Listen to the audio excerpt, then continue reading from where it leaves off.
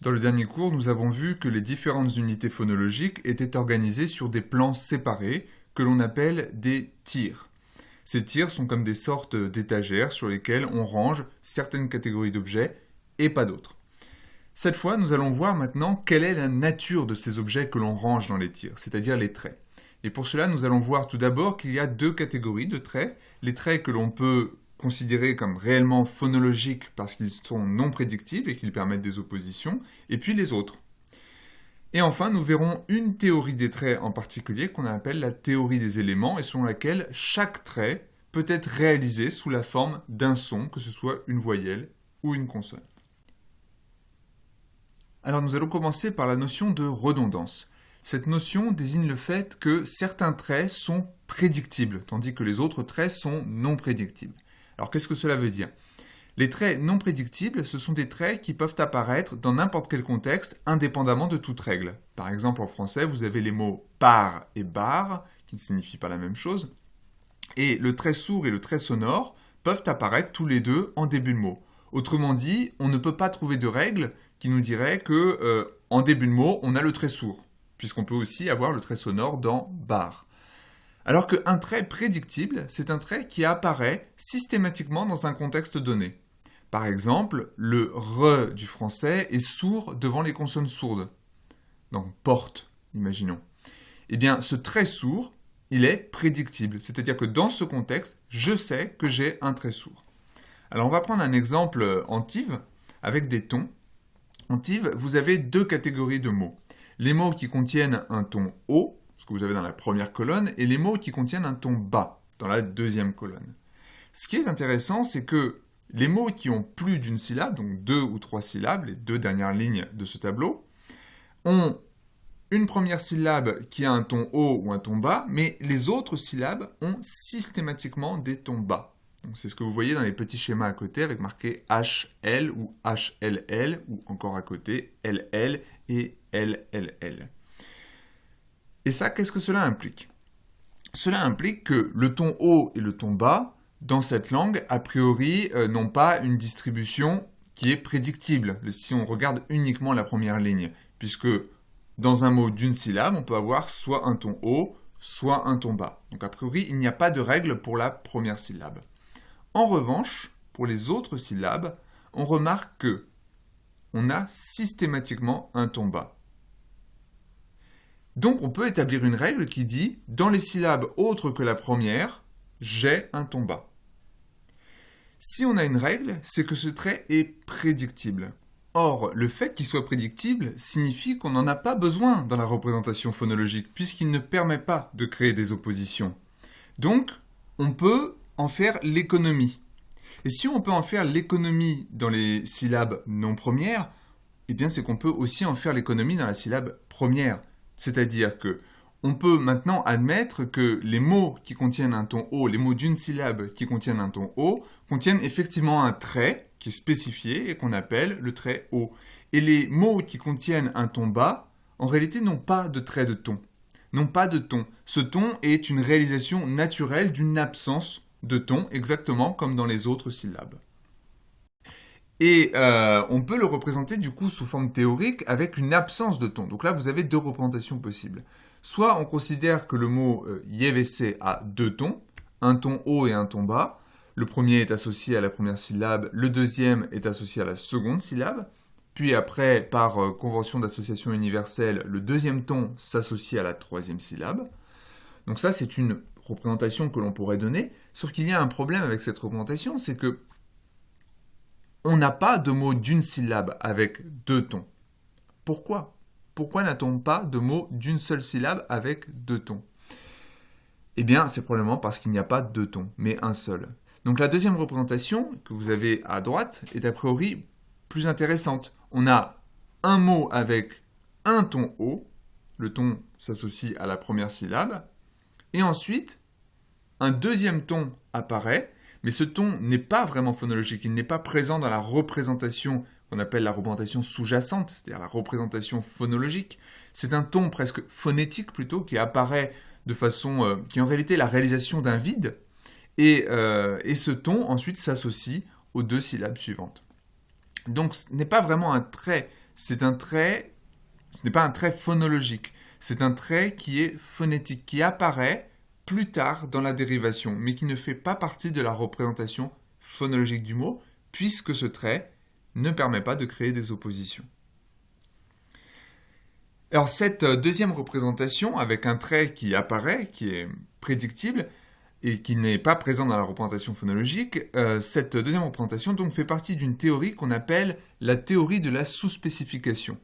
Et cette théorie suppose que les segments, que ce soit des voyelles ou des consonnes, ont uniquement les traits, contiennent dans leur représentation uniquement les traits qui permettent des oppositions. Tous les autres traits, c'est-à-dire les traits qui sont prédictibles, qui dépendent d'une règle ou d'une généralisation plus générale, ces traits sont introduits petit à petit dans la dérivation vers la forme phonétique, mais ne font pas partie de la représentation sous-jacente. Alors, cette théorie permet d'expliquer certaines choses, par exemple. Reprenons le turc. Prenons l'harmonie vocalique du turc que l'on a déjà rencontrée. Donc vous vous souvenez qu'on a des suffixes dont la voyelle dépend de la voyelle de la syllabe précédente. Par exemple, le génitif singulier peut avoir 4 formes différentes, in, une ou un, en fonction de la voyelle qui précède. Si la voyelle qui précède est un i ou un e, donc une voyelle antérieure, on a in. Si la voyelle qui précède est une voyelle antérieure et arrondie, comme u ou e, on a une. Si la voyelle qui précède n'est pas antérieure et pas arrondie, on a une. Et si la voyelle qui précède est pas antérieure et arrondie, on a une. Bon. Et ce qui est intéressant, c'est qu'au pluriel, par contre, on n'a que 2 formes, ler ou lar. On n'a pas ler, lar, leur et lor. Autrement dit, qu'est-ce qui se passe? Quelle est la différence? La différence ici, c'est que, dans la catégorie du pluriel, c'est qu'on a une assimilation progressive d'antériorité, mais on n'a pas d'assimilation progressive de arrondissement. Et la question, c'est pourquoi? Pourquoi y a-t-il une différence entre ces 2 suffixes? Jusqu'ici, on n'avait pas d'éléments pour répondre à cette question-là. Maintenant, on en a un.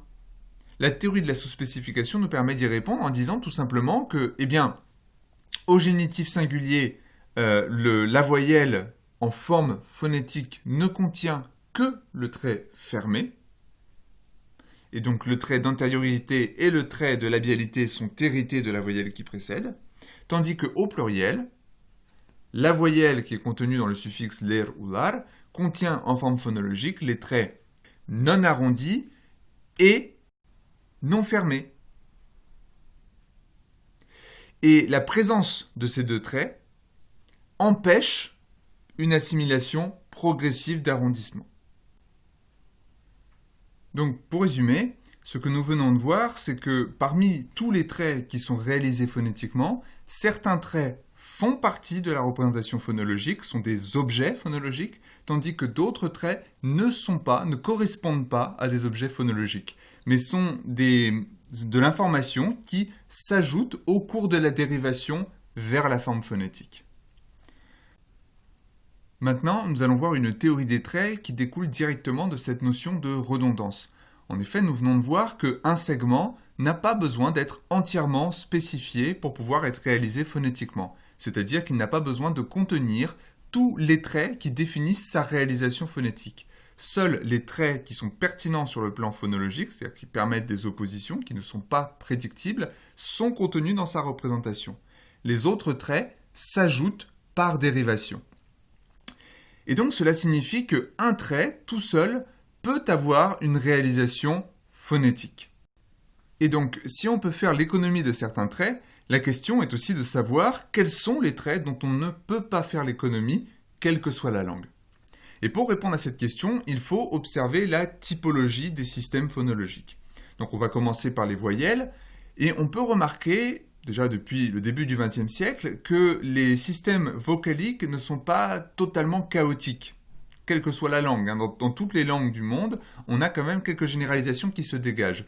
La généralisation principale, c'est que tous les systèmes phonologiques ont au moins 3 voyelles A, I et OU.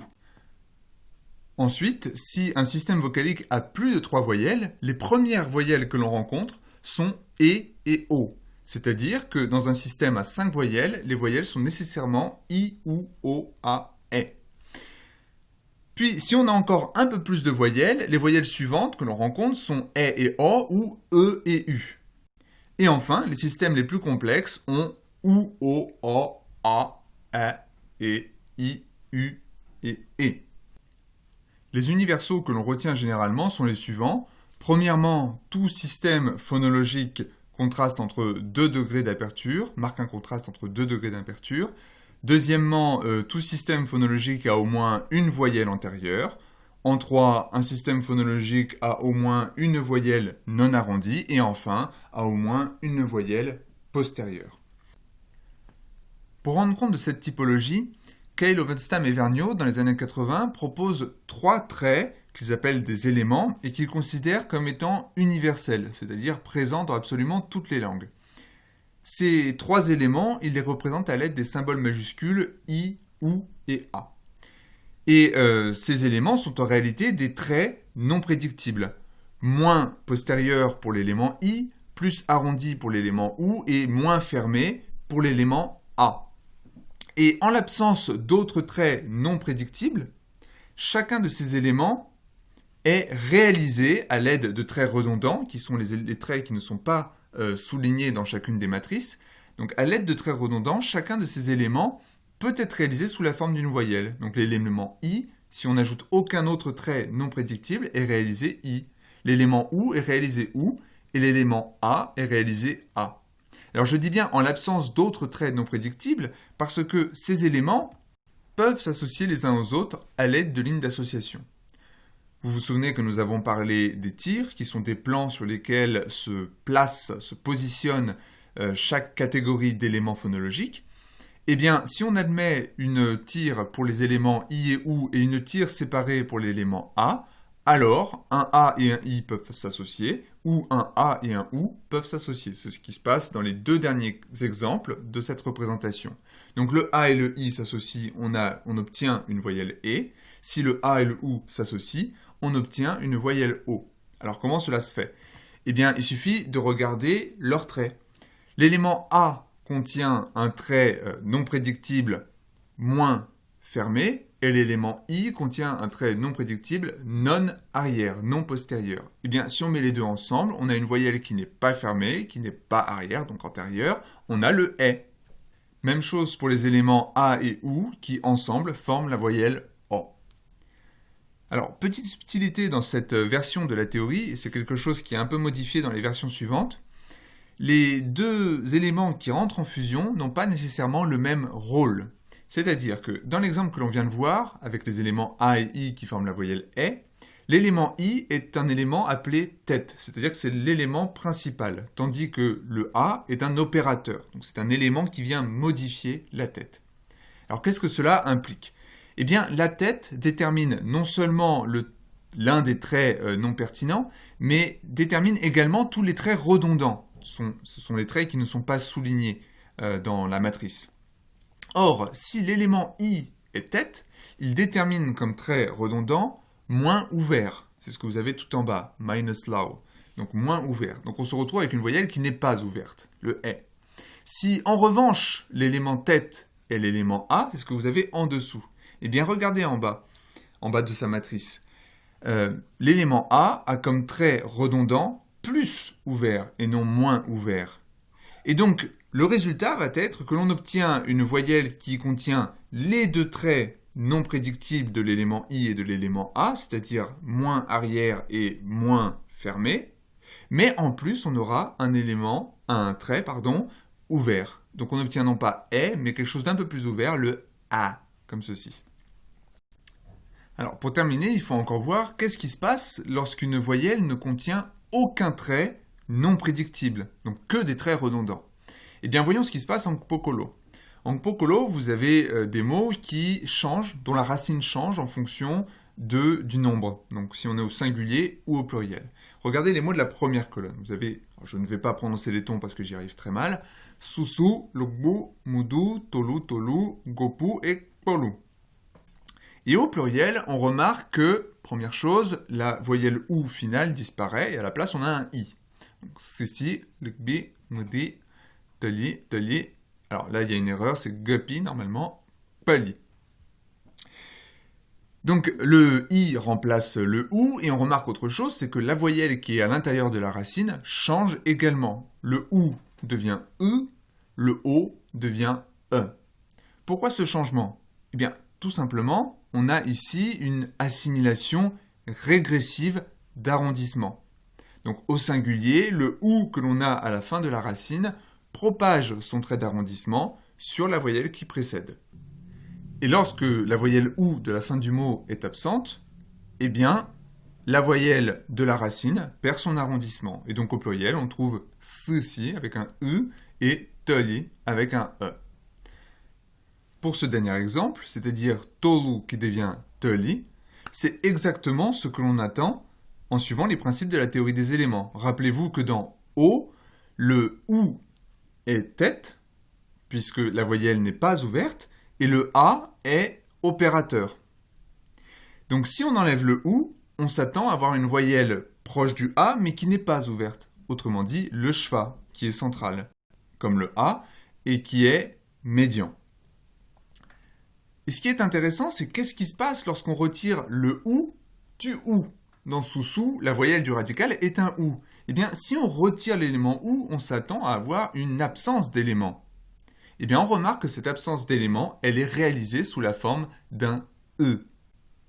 Et ce E, c'est exactement la voyelle que l'on obtient si l'on rassemble dans une matrice tous les traits redondants que l'on a vus jusqu'à présent, c'est-à-dire moins arrondi, plus arrière, plus fermé, moins ATR et moins ouvert. Cette matrice est ce qu'on appelle la voyelle froide, c'est-à-dire une sorte d'élément neutre, ou plutôt une absence d'élément, que l'on représente par un petit v, ou un petit v suivi d'un petit zéro, comme pour les degrés, ou encore le symbole arrobas que l'on trouve parfois. Et cette voyelle froide s'associe aux autres éléments exactement de la même manière que les éléments s'associent entre eux. Par exemple, si vous prenez un élément tête A, grand A, et que vous associez comme opérateur la voyelle froide, vous obtenez la voyelle A, c'est-à-dire l'ensemble des traits qui sont déjà contenus dans l'élément A. Pourquoi? Parce que la voyelle froide ne contient aucun trait non redondant, et tous ces traits redondants sont déjà contenus dans la matrice de la voyelle A. En revanche, si la voyelle froide est l'élément tête, tandis que le A est opérateur, on obtient une voyelle qui est ni A ni E, c'est-à-dire le E. Pourquoi? Parce que l'opérateur grand A contient un trait non redondant qui s'ajoute à la liste des traits de la voyelle froide. Et donc on obtient le schwa. Et cette théorie des éléments, eh bien, elle fait plein de prédictions intéressantes. Par exemple, elle explique les phénomènes de diphtongaison, c'est-à-dire le fait qu'une voyelle qui a une qualité qui est homogène sur toute sa durée commence à avoir une qualité variable dans sa durée.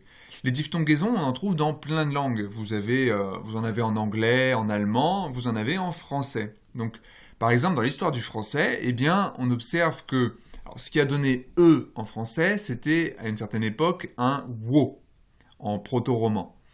Et ce « wo » vient d'un « o » latin. Eh bien, comment on est passé de « o » à « wo » ? Tout simplement, on avait deux éléments A et OU qui étaient associés ensemble dans la même voyelle, sur la même position, et à un moment donné, on observe une fission, c'est-à-dire que l'élément OU se sépare un petit peu et se retrouve seul sur une position et associé au A sur l'autre. Même chose, le yé que vous avez en français, pied par exemple, vient d'un et en latin. C'est le même phénomène. Un et c'est quoi? C'est l'association d'un i et d'un a. Eh bien, à un moment donné, on a une fission qui s'opère et l'élément i se retrouve tout seul sur une position et associé au a sur la deuxième position. On peut aussi expliquer des phénomènes d'harmonie vocalique comme en kirghize. Le kirghize est une langue proche du turc et qui, comme en turc, a des suffixes dont la voyelle varie en fonction de la voyelle que l'on trouve dans la racine. Donc si on prend par exemple la première colonne, où on a un suffixe di ou du ou de ou dou, alors aussi tout, mais ça c'est une assimilation consonantique, on va mettre ça de côté, eh bien on remarque qu'on a la voyelle i lorsque la racine contient une voyelle antérieure non arrondie, on a la voyelle u lorsque la racine contient une voyelle antérieure arrondie, la voyelle E dans kıldı et aldı, lorsque la voyelle de la racine est non antérieure et non arrondie, et la voyelle OU dans tultu et boldu, lorsque la voyelle de la racine est non antérieure et arrondie. Et alors, comment expliquer cette alternance de voyelles? Eh bien, c'est très simple. Lorsque la voyelle de la racine est antérieure, elle propage son élément I vers le suffixe. Et donc, on se retrouve avec une voyelle I. Lorsque la voyelle est antérieure et arrondie, elle propage son élément I et son élément OU. Eh bien, l'ensemble de l'élément I et de l'élément OU nous donne un U. C'est comme sur un triangle vocalique. Il suffit de regarder ce qu'il y a entre le I et le OU. C'est le U. Lorsque on a kıldı ou aldı, eh bien, ni U ni A ne contiennent de l'élément I ou d'élément OU, et donc la voyelle du suffixe est une voyelle froide, E. Et lorsque la racine contient OU ou O, eh bien, il n'y a pas d'élément I, mais il y a un élément OU, celui-ci est propagé, et on a OU dans le suffixe. Donc la généralisation que l'on peut faire avec cette première colonne, c'est que les éléments qui sont propagés vers le suffixe sont les éléments I et OU. Alors vérifions maintenant avec la seconde colonne. On a bilgin. Alors on remarque ici qu'après le G, c'est une voyelle E. Si on regarde ensuite les autres réalisations, on a gun, gan et gon. Donc on peut déjà admettre qu'il y a déjà une différence avec le suffixe de la première colonne, c'est qu'ici on a quelque chose qui est non fermé. Donc on a un élément A là-dedans. On a un élément A dans le suffixe, mais à cet élément-là A s'ajoute un élément I si la racine contient cet élément I. Donc dans bil et dans ber, on a l'élément I qui se propage, ça fait bilgen et bergen. Si on a en plus de l'élément I un élément OU, celui-ci se propage également. Donc ça nous donne kulgen et kurgen, le E étant l'association d'un A, d'un I et d'un OU, ce qui est tout à fait normal. A et I, ça donne E. Puis on rajoute un OU, ça fait un E arrondi, un E, tout simplement. Lorsqu'on a ni I ni OU dans la racine, donc que et al, alors on n'a que l'élément A qui ressort, kulgan et algan. Le cas en italique tutkan est un cas un peu spécifique, c'est une exception, donc on la met de côté. Et bolgon, alors une exception, j'ai dit on met de côté, mais ça veut dire qu'il faudrait normalement l'expliquer. Simplement, pour le moment, on n'a pas d'explication. Et enfin, bolgon, on n'a pas d'élément I, mais on a un élément OU, celui-ci se propage, et associé avec le A, on a O. Donc vous voyez, c'est assez simple, la théorie des éléments fonctionne plutôt bien et explique ce genre de phénomène-là. Enfin, dans le dernier exemple, on a un suffixe qui contient l'élément OU, puisqu'on voit qu'il est tout le temps arrondi, tout le long, et lorsque la racine contient une voyelle avec un élément I, cet élément I se propage et on a U, c'est le cas dans les 4 premiers exemples, et lorsque la racine ne contient pas l'élément I, donc dans que, al, tout et bol, eh bien le suffixe reste OU, tout simplement. Et on peut aussi expliquer des phénomènes qu'on appelle de réduction vocalique. La réduction vocalique, c'est une sorte de neutralisation, c'est lorsque une voyelle change de qualité lorsqu'elle se retrouve en syllabe non accentuée. Donc en syllabe accentuée, elle a une certaine qualité, et puis en syllabe non accentuée, elle change de qualité. Donc c'est un phénomène qu'on trouve dans plein de langues, dont l'anglais, et on le trouve aussi, et c'est un cas d'école, dans les langues slaves. Donc là, on va voir 2 exemples, un exemple en bulgare et un exemple en biélorusse. Alors en bulgare, en syllabe accentuée, vous pouvez avoir 5 voyelles différentes. Le I, le E, le A, le O et le OU.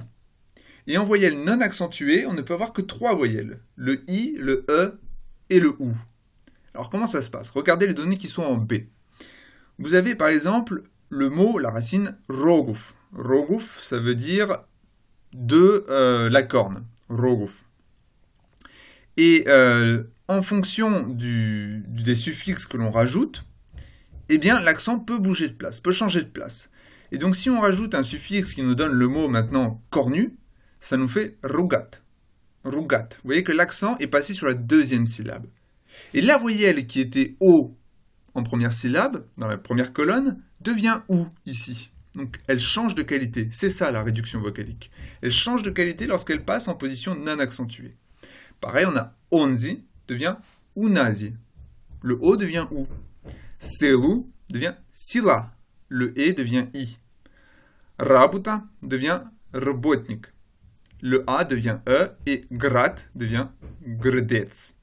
Le A devient E. Donc c'est ce qui est représenté dans le tableau en petit a. Vous voyez que I et E deviennent tous les deux I. Le A devient E et le O et le OU deviennent tous les deux OU. Eh bien ça on peut l'expliquer assez facilement en termes de la théorie des éléments. Lorsque le E devient I ou que le O devient OU, on a exactement le même phénomène. Dans les deux cas, c'est l'élément A qui chute. Le E, c'est un A plus un I. Le O, c'est un OU plus un A. Eh bien, pour qu'un E devienne un I, il faut faire chuter le A. Pour qu'un O devienne un OU, il faut faire chuter le A, tout simplement. Et au milieu, on a le A qui devient un E. Bon, normalement, si on fait chuter le A, on devrait s'attendre à un E. Mais c'est quelque chose qui est assez proche. C'est-à-dire qu'on perd effectivement de l'ouverture. Donc là, la théorie rate un petit peu quelque chose, en tout cas cette version que l'on est en train de voir, mais on se rapproche quand même du phénomène. Maintenant, en biélorusse. Alors c'est intéressant, on a les mêmes voyelles en position accentuée, I, E, A, O, OU. Par contre, en position non accentuée, on a trois voyelles, I, A, OU, donc c'est assez proche du bulgare, mais ce ne sont pas les mêmes voyelles qui deviennent I, qui deviennent A et qui deviennent OU. Cette fois-ci, ce sont les voyelles E, A et O qui deviennent toutes les trois un A en position non accentuée. On va prendre quelques exemples. En B, vous avez noye, les jambes, naga, la jambe. Donc, la voyelle qui était accentuée dans la première colonne sous la forme d'un O, elle passe en forme non accentuée, réalisée A, dans la deuxième colonne. Noye, naga. Kol, kala. Viosne, viasna. Miot, miadowy. Shept, shaptać. Alors là, vous voyez, c'est le E qui devient A. Shept, shaptać. Реки, рака. Спеть, поспевать. Et клей, клеенка. Alors je suis en train de me dire, là, il y a une erreur sur l'avant-dernière ligne. L'accent ne devrait pas être à cet endroit-là. Bon, peu importe. Faites abstraction de l'avant-dernière ligne. Donc, on remarque ici que alors le I et le OU ne bougent pas. Il n'y a pas d'exemple dans ces données, mais croyez-moi sur parole. Le I et le OU ne bougent pas. En revanche, le E devient un A. On l'a vu dans shept, shaptać. Et le O devient un A. On l'a vu dans noye, naga. Eh bien, comment expliquer ça? Tout simplement, le E perd son I, le O, perd son OU, et les deux sont réduits à l'élément qu'ils ont en commun, c'est-à-dire le A, qui est forcément l'élément qu'ils ont également en commun avec la voyelle A, d'où la neutralisation. Donc vous voyez que le biélorusse et le bulgare fonctionnent de façon un petit peu différente, mais en réalité, on a un petit peu le même phénomène qui se passe.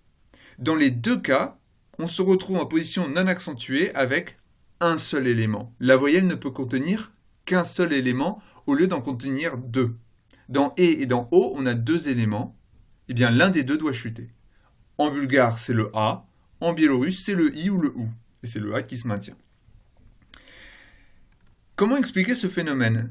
Eh bien, on a vu un élément théorique qui permet un petit peu de l'expliquer. C'est la conflation des tirs. Donc le fait que les tirs peuvent fusionner.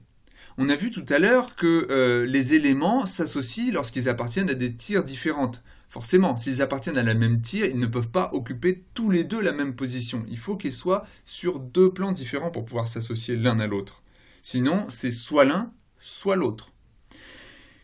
Eh bien, dans le cas du bulgare et du biélorusse, il faut pouvoir dire qu'on a différentes tirs, alors peut-être pas trois, en l'occurrence deux, pour ne pouvoir avoir que A, E, O ou A, I, pardon. Donc deux tirs, il faudrait avoir, et tandis qu'en position non accentuée, c'est là que c'est intéressant, on n'a plus qu'une seule tir. C'est-à-dire qu'on ne peut avoir plus que soit l'élément I, soit l'élément A, soit l'élément OU, mais on ne peut pas avoir deux qui s'associent. Et ça, cette notion de fusion des tirs, elle est très importante pour comprendre les différences de typologie qu'on avait en tout début de cette partie-là. Vous vous souvenez qu'on a vu qu'il y avait des langues qui avaient des voyelles A, I et OU, des langues qui avaient des voyelles A, E, I, O, OU, et des langues qui avaient plus de voyelles, dont le U et le E, par exemple. Eh bien, pour expliquer ces différents systèmes phonologiques, il faut pouvoir avoir des organisations de tirs différentes. Les langues qui ont uniquement les voyelles A, I et OU, par exemple, n'ont qu'une seule tire. Une tire sur laquelle on range ces trois catégories d'éléments. Donc soit dans une position de la tire, on a un élément A, soit on a un élément I, soit on a un élément OU. Mais on ne peut pas avoir 2 ou 3 à la fois. Si on a 2 tirs, c'est la représentation que l'on a vue tout à l'heure, donc avec une tire pour le A et une tire pour les éléments I et OU, alors on se retrouve avec la possibilité de former le et le O, parce que le A peut s'associer à un I, et le A peut s'associer aussi à un OU. En revanche, le I et le OU ne peuvent pas s'associer entre eux, parce qu'ils sont sur la même tire. Et enfin, si on veut avoir un système vocalique avec I, E, A, O, OU, plus le U et le E, il faut pouvoir avoir 3 tirs séparés pour le OU, pour le A et pour le I. Ainsi, si le A s'associe au I avec une voyelle froide sur la tire du OU, on a un E. Si, en revanche, on associe le I avec un OU et une voyelle froide sur la tire du A, on a un U. Et si on associe un I, un A et un OU, on a un E. Et donc, les systèmes vocaliques que l'on a vus en tout début de partie dépendent de cette conflation ou non, de cette fusion ou non des tirs, de cette organisation des tirs. Maintenant, nous allons voir comment fonctionnent les consonnes. Quels sont les traits, quels sont les éléments que l'on peut définir pour les consonnes. Alors les choses sont un petit peu plus différentes que pour les voyelles, parce que la typologie est beaucoup moins claire. Pour les voyelles, c'était très simple. Tous les systèmes vocaliques ont au moins les voyelles A, I et OU. En revanche, on ne trouve pas de consonnes, on ne trouve pas 3 consonnes qui seraient communes à tous les systèmes consonantiques. Même si on regarde, et je dis même si on regarde les langues qui ont les systèmes consonantiques les plus simples, eh bien on remarque que c'est beaucoup plus chaotique que dans le domaine des voyelles. Alors c'est vrai que le PE est présent dans toutes ces langues-là, mais il n'est pas présent dans toutes les langues du monde. Le QE également est présent dans toutes ces langues-là ici, mais pas dans toutes les langues du monde. Et même des consonnes très simples comme le TE ne sont pas présentes dans toutes ces langues-là ici. Par exemple, l'hawaïen n'a pas de TE. En revanche, il a un E. Le E n'est pas présent en Taoripi, en Rotokas, en Ekari et en Semtani, etc., etc. Donc vous voyez que c'est beaucoup plus chaotique que pour les voyelles. En revanche, on peut quand même définir certains universaux, c'est-à-dire certaines généralisations. Par exemple, tous les systèmes consonantiques ont au moins des occlusives, et ces occlusives sont au moins sourdes.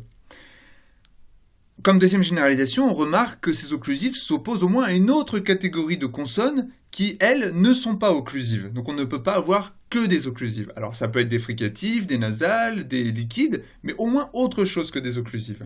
On remarque aussi qu'il y a différents lieux d'articulation et qu'il y a au moins un phonème coronal, c'est-à-dire alvéolaire ou dental, à l'intérieur du système de consonnes. Et à partir de ces généralisations, la théorie des éléments propose les éléments consonantiques suivants. Donc on a un élément pour la coronalité, qui est généralement représenté par grand R, on reviendra dessus.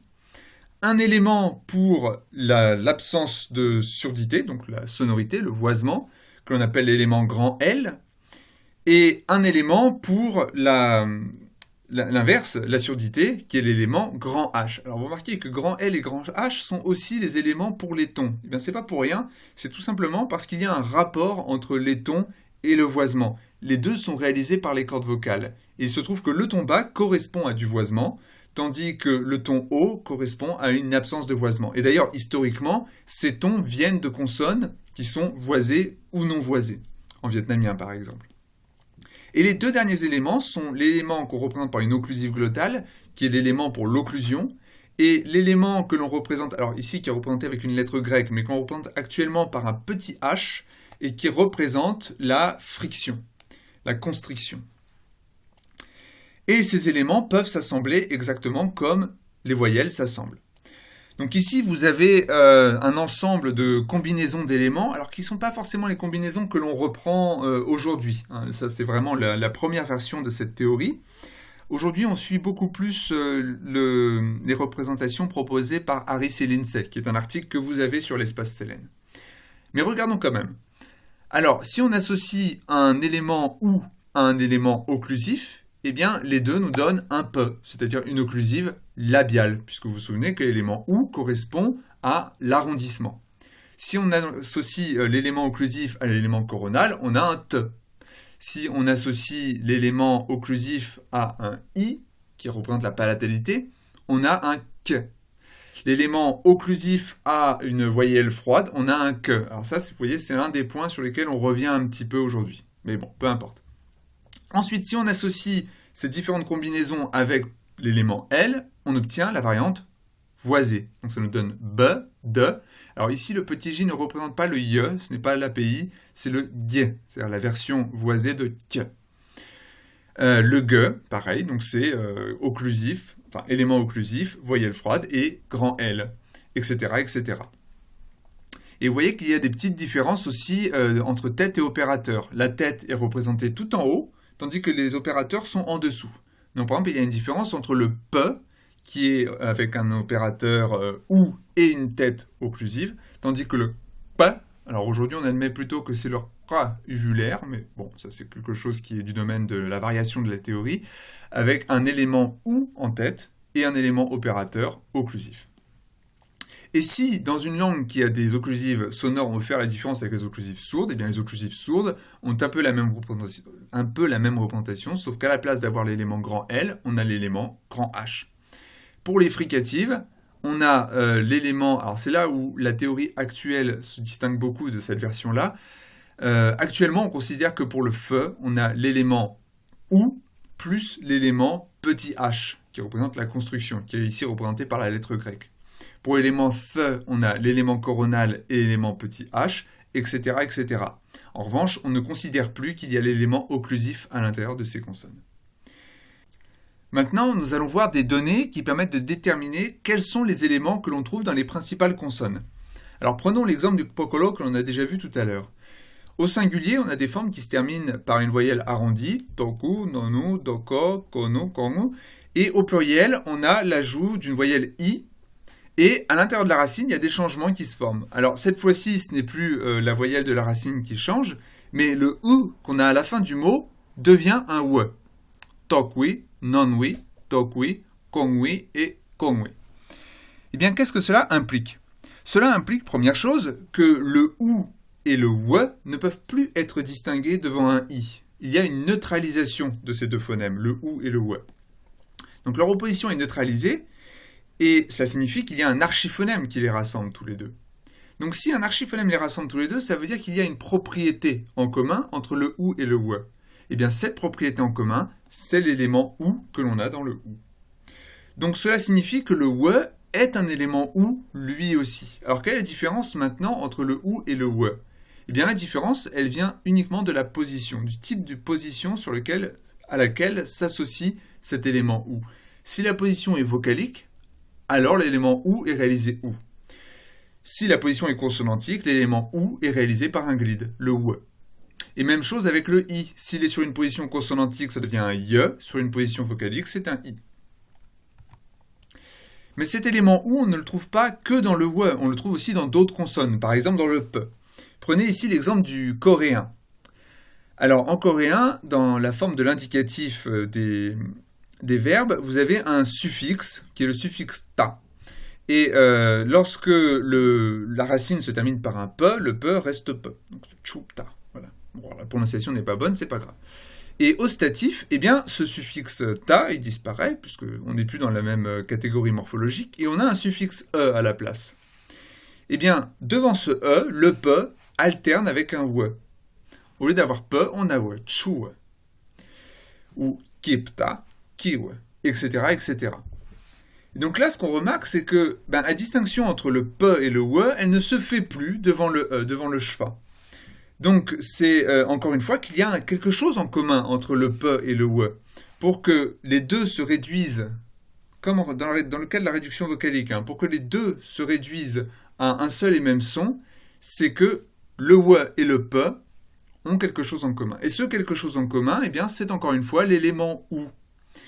Donc cet élément ou est contenu dans le we, est contenu dans le ou bien sûr, dans le we et dans le pe. Et en réalité dans toutes les consonnes qui seront labiales. Alors la question c'est maintenant qu'est-ce qu'on a dans les autres consonnes ? Par exemple le t.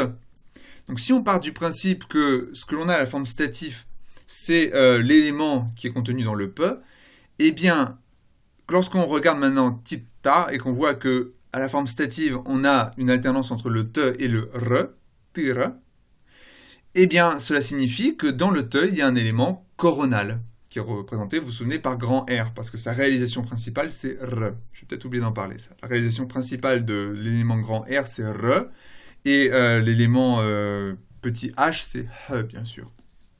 Sur le même principe que les symboles des éléments vocaliques. Et donc, pareil, on a muta, mur, etc., etc. Donc on sait que dans pe, on a un ou, on sait que dans te, on a un re. Maintenant, qu'est-ce qu'il y a, par exemple, dans les autres consonnes? Mettons les consonnes, palatales. Par exemple, en portugais. En portugais du Nord, on observe qu'on a des consonnes palatales, telles que le ñ et le ly, ce que vous avez en dessous de la colonne nordique. Donc on a banho, sonho, vinho, et on a velha, palha et moio. Eh bien, dans les dialectes du Sud, du portugais, on observe que ce ñ alterne avec un y, tout simple. Y. Donc on a banho, sonho, vinho, veia, paia, moio. Eh bien, ça signifie qu'il y a quelque chose de commun entre le ñ et le y. Puisqu'on ne passe pas d'un dialecte à un autre en changeant complètement un son. Non. Les évolutions phonétiques se font de façon assez naturelle. On a des traits qui se modifient un petit peu, mais on reste toujours dans les mêmes catégories.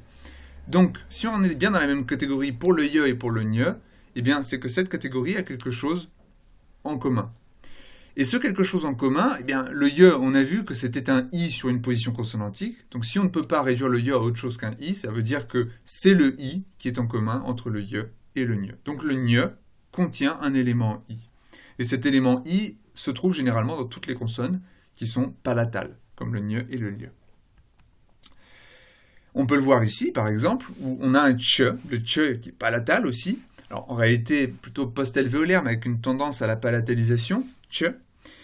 En arboré, on a des formes heruch, et heruch, hurdach, dirach, et à une autre forme morphologique. Alors ici, on passe donc de la forme BF, qui est la forme de base, à la forme, pour la première ligne en tout cas, la forme MR, qui signifie référence multiple. On a cette fois-ci heruime. En dessous, on a hurdaime, gerraime, etc., etc. Et vous voyez que le suffixe c'est mais qu'il y a aussi quelque chose qui change dans la forme de base. Le tch devient un y. Donc le tch qui est palatal devient un y. Or on sait que le y est un i, donc ça veut dire qu'il y a du i dans le tch. Pour que le tch devienne un i, il faut qu'il y ait du i dans le tch. C'est aussi simple que ça en réalité. C'est un petit peu comme si on émiettait ces consonnes et qu'on gardait quelque chose seulement. Alors on continue. Cette fois-ci, on va comparer maintenant deux dialectes du Toba Batak, qui est une langue parlée, je crois, en Malaisie. Et dans cette comparaison, on remarque que lorsque l'on a un te final dans les dialectes du Nord, tat, tet, lit, et bien dans les dialectes standards, on a une occlusive glottale. Ta, te, li. Alors, ça ne signifie pas que ce que l'on a vu tout à l'heure, c'est-à-dire qu'il y a un élément coronal dans le te, est faux. Non, ça signifie simplement que dans le te, il y a un élément coronal, oui, mais il y a aussi un élément glottal. Et c'est tout à fait logique, puisque l'élément coronal correspond au lieu d'articulation et l'élément glottal au mode d'articulation. Bon, alors si effectivement l'élément glottal correspond à l'occlusion, on devrait l'avoir aussi dans les autres occlusives. Eh bien, il se trouve qu'on l'a effectivement dans le que. Donc regardez maintenant ce qu'il y a à droite. Vous avez au nord kuk, lik, kik, avec un que final. Et bien, dans la forme standard, on a ko, le, ki, avec une occlusive glottale à la fin. Donc, c'est qu'il y a une occlusive glottale dans le que. Et ça, on peut le remarquer dans d'autres langues. Par exemple, en arboré, où vous pouvez voir que les mots qui contiennent une occlusive intervocalique, sonore ou sourde, donc niabe, simbe, tulde, ngode, donc le de avec une petite apostrophe, ça veut dire qu'il y a une sorte de pharyngalisation. Et on a à la fin des que, hike, hauke, deke. Eh bien, lorsqu'on a un suffixe qui commence par une consonne, qui fait chuter la voyelle de la fin de la forme de base, eh bien, l'occlusive devient un E, une occlusive glottale, quelle qu'elle soit bilabiale, qu'elle soit coronale ou qu'elle soit vélaire. Donc on a niate, simite, kuliate, ngote, gate, etc. Donc il y a bien une occlusive, un élément glottal, plus précisément, un élément glottal à l'intérieur des occlusives. Et la question, c'est qu'est-ce qu'il y a à l'intérieur des fricatives, alors? Eh bien, on va voir ça. Donc là, on arrive en malais, on a un petit peu comme le toba tabak de tout à l'heure, on a en petit a masakan, sepakan, avec un que intervocalique, et à la forme normale du verbe, donc sans le suffixe, eh bien on remarque que le que alterne avec une occlusive glottale. Donc masakan, on a masa. Sepakan, on a sepa. Donc on a bien une occlusive glottale dans le que, c'est ce qu'on a vu tout à l'heure. Maintenant la question c'est qu'est-ce qui se passe lorsqu'on a une fricative intervocalique au lieu d'une occlusive intervocalique? Eh bien regardons, on a peng habisan, donc là il y a un préfixe peng et un suffixe an, donc la racine c'est habis. Et bien lorsque la racine est toute seule, ça nous donne habe, avec un h final. Peng pasan, ça nous donne kipa, donc pas qui passe, mais qui part. Eh bien, ce qu'on doit en conclure, c'est qu'à l'intérieur des fricatives, du se en l'occurrence, il y a un h. Et c'est assez logique de se retrouver avec e pour les occlusives, donc une occlusive glottale, et avec h pour les fricatives, parce que ces deux consonnes sont des occlusives et fricatives, respectivement, mais qui n'ont pas de lieu d'articulation intrabuccale. Leur lieu d'articulation est glottal. Donc si on réduit une consonne à son mode d'articulation, on s'attend à ce que cette consonne soit glottale. Donc ça veut dire qu'il y a du h dans les fricatives, que ce soit le se, le fe, on n'aura pas la place pour voir tous les exemples, mais dans toutes les fricatives, il y a du h. C'est la généralisation que l'on peut faire. Et ce qui est intéressant, c'est de remarquer que l'élément fricatif, le h, on le retrouve aussi dans les occlusives. Par exemple, en anglais de Liverpool, on remarque que les occlusives vélaires ou intervocaliques sont remplacées par des fricatives. Par exemple, bet est prononcé bess, avec un se à la place du te. Back est prononcé bach, avec un ch, donc une fricative. Dans better, on a besse. Baker, on a baker. Donc là, ce qu'il faut conclure, c'est que il y a quelque chose qui s'est perdu, il y a un élément qui s'est perdu, mais cet élément a laissé d'autres éléments en place. L'élément de lieu d'articulation, puisqu'on a toujours cette distinction entre se qui est coronal et ch qui est vélaire.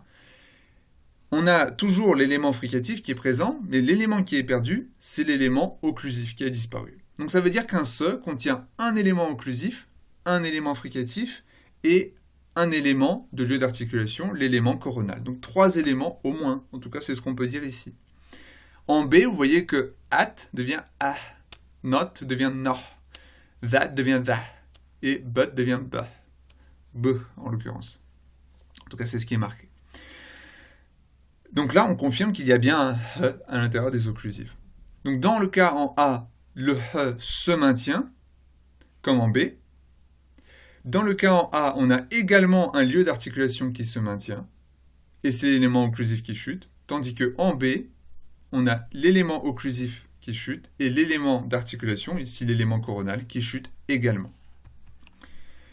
Alors, toutes ces données que l'on vient de voir, vous pouvez les regarder dans l'article de Harris et Lindsay que j'ai mentionné tout à l'heure, et qui est sur l'espace Selene. C'est un article assez simple à comprendre, où justement il référence plusieurs types de lénition, et il montre comment cela amène à une représentation des consonnes.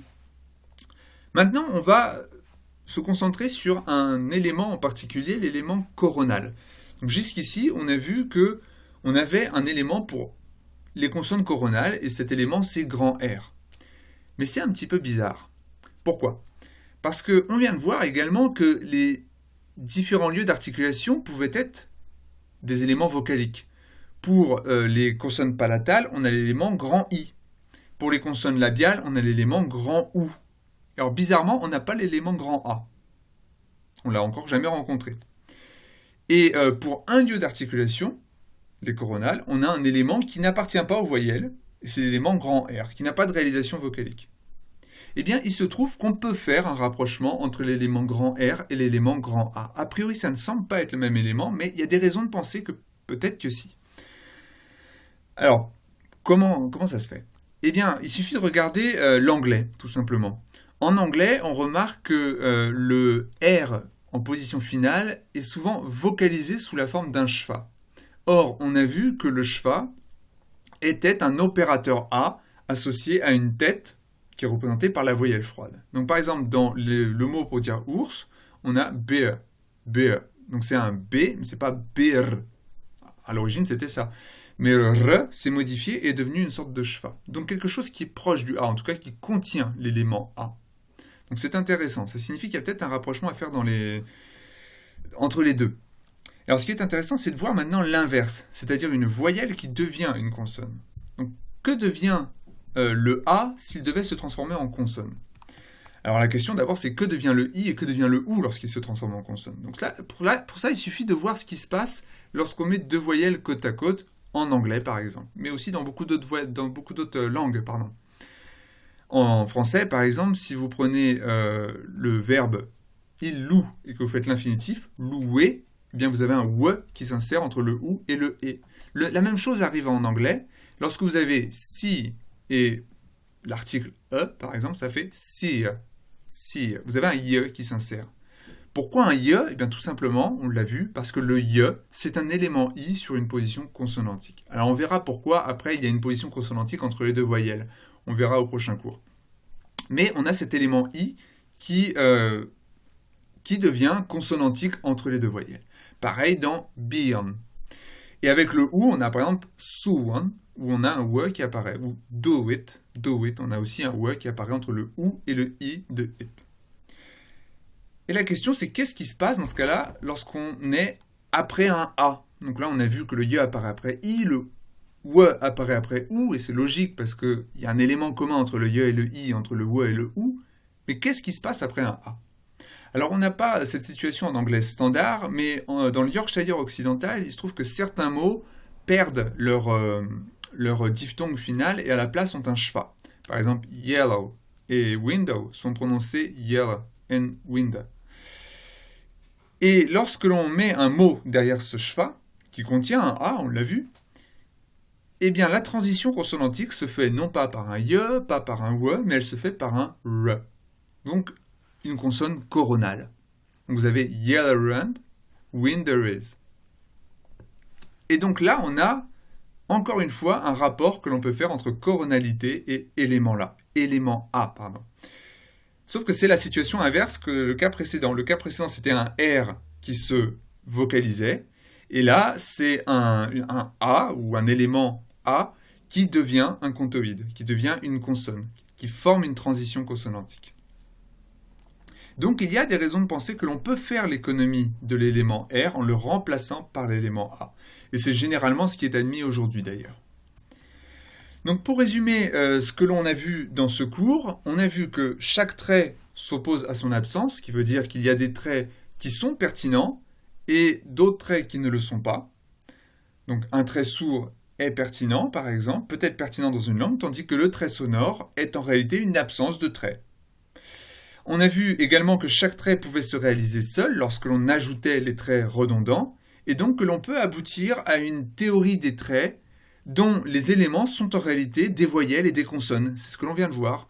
C'est-à-dire les éléments A, I et OU sont les voyelles A, I et OU. Et ces voyelles, en s'associant, en fusionnant les unes avec les autres, forment deux nouvelles voyelles.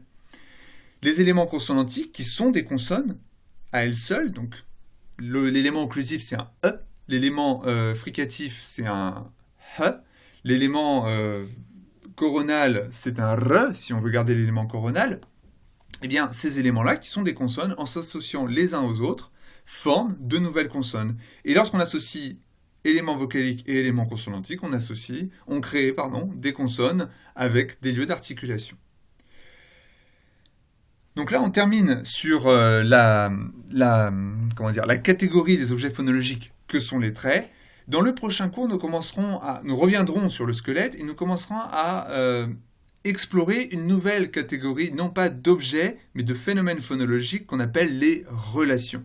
On a déjà vu un type de relation, c'est l'association, mais on en verra d'autres, qu'on appelle notamment le gouvernement et le licenciement.